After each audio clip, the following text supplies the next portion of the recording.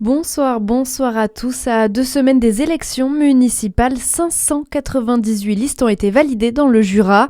Dans le détail, près de 8 communes sur 10 ne présentent qu'une seule liste, soit près de 400 communes. On rappelle que cette année, les électeurs devront voter pour des listes complètes sans possibilité de panachage, avec une obligation d'alternance entre femmes et hommes. Laurent Nunez en déplacement en Côte d'Or demain. Le ministre de l'Intérieur se rendra à Plombières-les-Dijon pour assister à la cérémonie d'hommage à Frédéric Soriot, ce capitaine de la CRS 40 décédé en mission fin février dans un accident de la route. Laurent Nunez prononcera un éloge funèbre et lui remettra des décorations à titre posthume. À Dijon, le syndicat Force ouvrière Justice fait retentir l'alarme à la maison d'arrêt. Un cri d'alerte sous forme de communiqué publié en fin de semaine dernière. Pour les représentants du personnel pénitentiaire, le navire coule.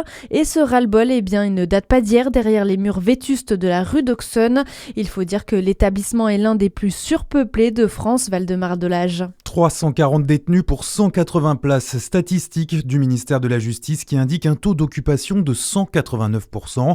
Déjà en novembre, les syndicats expliquaient avoir dénoncé le manque de moyens humains depuis plusieurs mois. Depuis, la situation a empiré, nous apprend Force ouvrière. Le quartier disciplinaire a été fermé pour travaux, il n'aurait toujours pas débuté et les gardiens se retrouvent dépourvus de moyens de sanction. Le personnel dénonce aussi un abandon administratif en raison du manque d'effectifs et une gestion au rabais. FO demande donc un plan de transfert massif pour désengorger et la réouverture d'au moins une cellule disciplinaire. Il en va de la sécurité des agents, nous dit le syndicat. Et sans réponse favorable de l'administration pénitentiaire, Force ouvrière menace d'appeler au blocage total de l'établissement.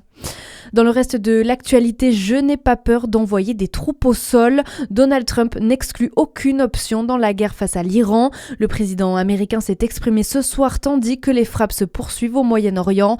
Israël dit avoir touché plus de 70 cibles du Hezbollah au Liban.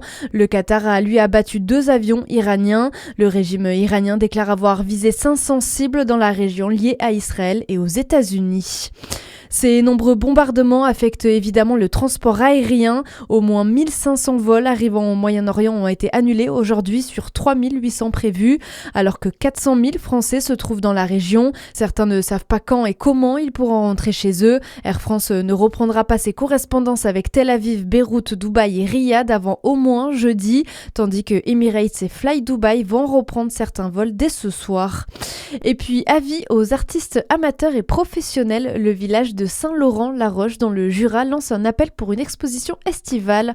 À vos pinceaux et crayons, dessinez le village de Saint-Laurent-la-Roche. Cette exposition invite les artistes à poser leur regard sur cette commune. Les inscriptions sont ouvertes et le dépôt des œuvres se fera en juillet prochain. Bonne soirée sur Fréquence Plus.